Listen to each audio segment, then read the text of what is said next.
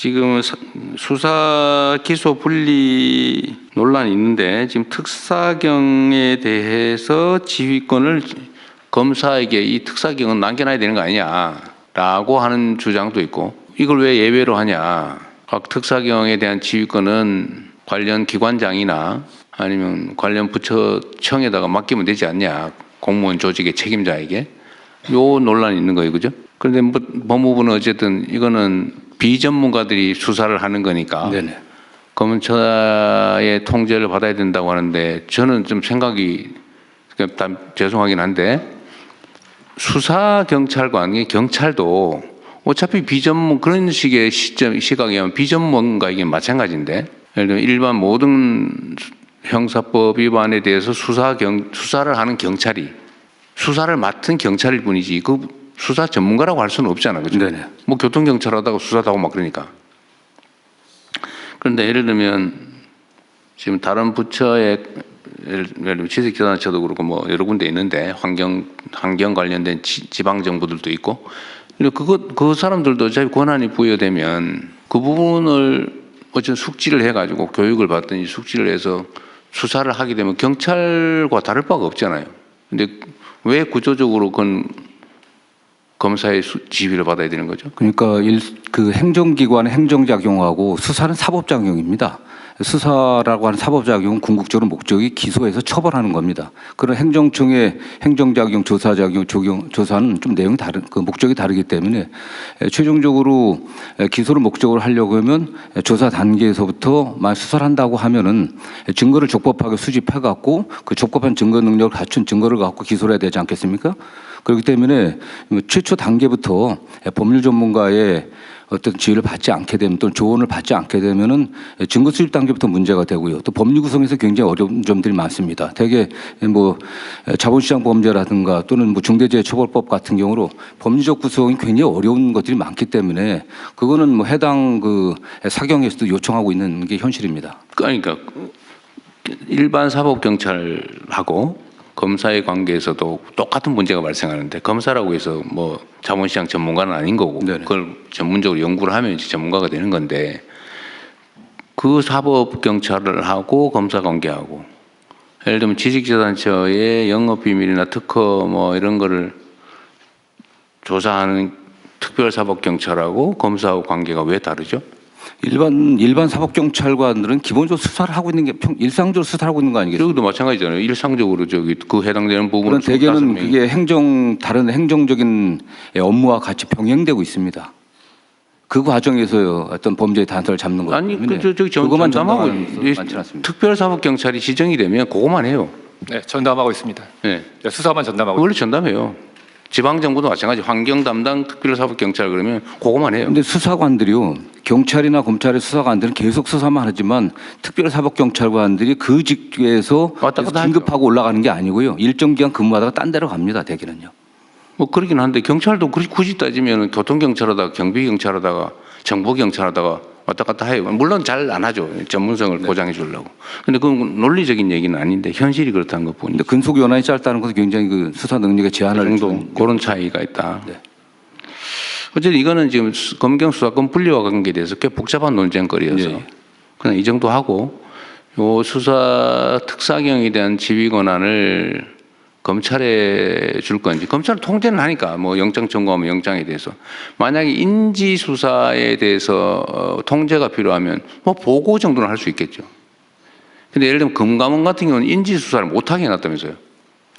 그건 더 문제죠. 금감원은 금융위? 네, 금융위입니다. 금융위에서 이 상황을 파악했는지 모르겠는데, 뭐 금감원하고 관계가 조금 뭐 미묘하긴 합니다만, 네. 어쨌든 거기 감독기관, 네, 맞습니다. 감독기관인가 상위기관인가? 네, 지도감독 상위기관입니다. 감독기관인 거죠? 네, 네, 맞습니다. 네. 그런데 지금 금감원의 고유 사무에 관해서 형사처벌법 조항 위반이면 수사를 하죠. 지정된 특별사법경찰관이 있죠. 네, 있습니다. 있는데 네. 인지를 못하게 해놨다고 그러더라고요. 네. 그런데 그럼 인지를 못하게 하면은 어떻게 합니까? 그럼 검찰에 보고해가지고 검찰이 인지해라 그러면 하는 거예요? 아니면 검찰이 지금, 인지하면? 예, 지금도 인지를 하면 조사가 들어갑니다. 그래서 그 조사를 한 뭐 후에 어디 인지를 못하게 돼 있다던데? 승인을 받아라 그랬던가? 네, 이거 약간 다른 차원. 인진을 해서 조사를 하는데 그걸 이제 증선위에 올려서 거기서 검찰로 보내면 그 검찰에서 다시 지휘를 받아서 내려오는. 그 인지의 승인을 받아야 된다고? 네네, 그런 절차 흐름이고요. 아예 그건 말고 그냥 인지를 해갖고 조사해서 바로 수사로 갈 수 있게 거치지 근데 않고. 왜 인지를 못하겠어요? 그거는 이제 아까 말씀하신 대로 금감원은 이제 민간인 조직이니까 15년 8월에 이 제도가 도입되면서 국회에서 논의를 하면서 여러 가지 우려가 있었습니다. 이 특사경이라는 제도를 이제 처음으로 민간한테 주는데 그럴 때 이제 공권력의 남용이라든지 국민 법감정 이런 걸 생각해서 이걸 어떻게 설계해야 될 거냐. 그러면서 조금 그런 측면에서 요 인지수사권 자체로 하는 거 그거는 살짝 조정을 해놓은 그런 상황입니다. 이게 지금 특별사법경찰 도입 취지는 검사나 경찰이 이 수사를 다 감당도 못할 뿐만 아니라 그 해당 분야는 특수한 전문성이 있는 분야라서 그 업무를 담당하는 공직자 또는 어쨌든 민간 기구에게 조사나 행정을 하는 과정에서 필요하면 그 법 절차를 지키게 하기 위해서 신속하게 전문적으로 하기 위한 제도잖아, 그죠? 예, 그렇습니다. 네. 그런데 그걸 왜 예를 들면 우리 사회에 우리가 형벌 조항을 최대한 이제 없애는 작업을 곧 할 거잖아요. 그 부당한 형벌 조항을 최대한 없애고 정말로 형사처벌을 가해야 될 주요한 조항들을 위반한 범죄 행위가 있다면, 범법 행위가 있다면 그거는 공무원뿐만 아니라 일반 시민들도 사실은 현행범 체포할 수 있는 거죠, 이론적으로. 그죠? 예, 현행범 체포할 수 있습니다. 현행범이면 일하면. 네. 근데 그 업무를 담당하고 있는 행정기관 공무원 또는 그 승인받은 금감원 같은 전문적 단체, 공무를 위임받은 단체니까 사실은 준 공무기관이죠. 그런 데서 법이 위반된 거를 조사를 해서 불법을 교정하는 거를 굳이 검사만이 승인할 수 있다. 그거 이상하지 않습니까? 뭐 잘못된 거는 고쳐야 되는 거 아니에요? 지금은 어쨌든 민간인이기 때문에 공무원이 아니기 때문에 민간에게 그 수사권이라고 그런 것은 궁극적으로 강제 수사를 동반할 수밖에 없고 네. 그다음에 금감원 같은 경우는 영장 없이 또 수사할 수 있습니다. 계좌 추적도 할 수 있기 때문에 그런 많은 권한이 있는데 그 수사권을 좀 신중하게 행사해야 되고 특히 금감원이만 수사를 시작한다고 했을 때 그 외부에 알려지게 됐을 때 일반 자본시장에 끼치는 영향이 매우 큽니다. 그렇기 때문에 좀 더 신중하게 하는 그런 취지들이 있습니다. 금감원이 그 권한을 남용하거나 아니면 웬만하면 덮어서 넘어갈 일을 마구 들쑤셔가지고 범법 행위를 찾아낸다. 그럴 거면 불안해질 수 있다. 그런 비슷한 취지 같은데. 그렇기 때문에 증권선물위원회 의결과 그 선물위원장의 아니 법을 뭐 누구든 다 지켜야지 그거를 적당히 덮어놨다가 지금도 그 패스트트랙 제도가 있습니다. 아무나라도 불법은 교정해야 되는 거 아닌가요?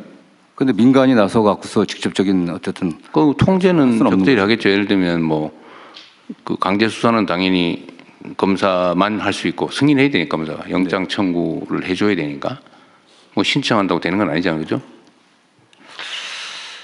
강제 수사의 강제력 행사에 대해서는 어차피 이제 통제 시스템이 계속 유지될 거고. 그래서 건강보험공단 어디 계세요? 건강보험공단은 네, 복지부 소관이죠. 지금 건강보험공단도 이게 사무장 병원이니 이거 보험 사기치고 예를 들면 뭐 부당하게 범법 행위에 범죄에 해당되는 부당 행위를 하는 경우들에 대해서 수사를 해서 교정을 하려니까 일단 인력도 없고 경찰에 맡기면 잘 대주지도 않고 바쁘다 그러고. 현재 수사 대상이 불법으로 개설한 사무장 병원, 면허 대여 약국이 대상이고요. 두 가지만. 네, 불법 개설에 대해서만 뭐 사기나 이런 건 안 하고. 예를 들면 청구에 대한 건 별도로 행정조사로. 치료도 안 해놓고 치료한 척하고 이런 거는 못 하고. 그거는 행정조사로 부당 청구에 대한 건 별도의 트랙으로 관리하고 그건 있고. 수사는 안 하고. 네네, 그건 수사의 범위는 아닙니다. 그건 일종의 사기 행위니까 그죠? 네, 불법 개설 기관에 대한 수사로 되어 있습니다. 두 가지만. 네. 뭐 예를 들면 이런 거에 대해서 지금 수사권을 특별사법경찰권 인정할 거냐 말 거냐 제가 저번에 업무 보고 받을 때 이건 해주자고 했는데 이것도 지금 일종의 민간 기구니까 특별사법경찰권을 주면 안 된다. 뭐 법무부에서 반대하고 있지는 않습니다. 그러세요? 뭐 정책적인 결정 문제이기 때문에요. 다만 이제 수사 역량이라든가 특히 증거 수집의 방법들을 지금 아신 바와 뭐 됐다고 교육 열심히 그런 시키면 것만 되지 않을까요? 집중적으로 교육 보완된다고 하면은 충분히 필요하다고 보고 있습니다. 교육은 당연히 시켜야 되고 그러면 건보공단에 특별사법경찰을 지정하는 건 별로 문제가 없어 보이고 그러면 네, 현재는 그 두 가지에 한정한다고 하니까 네, 두 가지의 한정. 저는 그 보험료를 서류 조작해가지고 가짜로 청구하고 이런 물론 사기 행위에 해당되는데 그죠? 네네. 그 처벌 조항이 별도로 없으니까 네. 사실 그런 것도 건보공단에 조사권이 있어야 될 것 같은데 부당 청구에 대해서는 당연히 건보공단이 행정조사를 하고 행정조사로 적정한 수사는 처분을 못 하잖아요. 하고 있고요. 현재 강제로 조사를 못 한다 그 말이에요. 네, 일정한 네. 정해진 거 외에는. 어쨌든 그건 좀 나중에 하더라도 일단 급한 게 그 두 가지 정도다. 네, 그렇습니다. 그 불법 개설 기관들이 굉장히 부당 청구를 많이 해서 국민들 건강에도 악영향을 그렇죠. 미치고 또 부당 청구한 부분들도 보험 재정을 갉아먹잖아요. 징수를 해야 되기 때문에요. 예, 그런 면에서는 필요하다. 그럼 건보공단에 인정해 주는 거는 그러면 저번에 지시한 내용도 있고 하니까 하고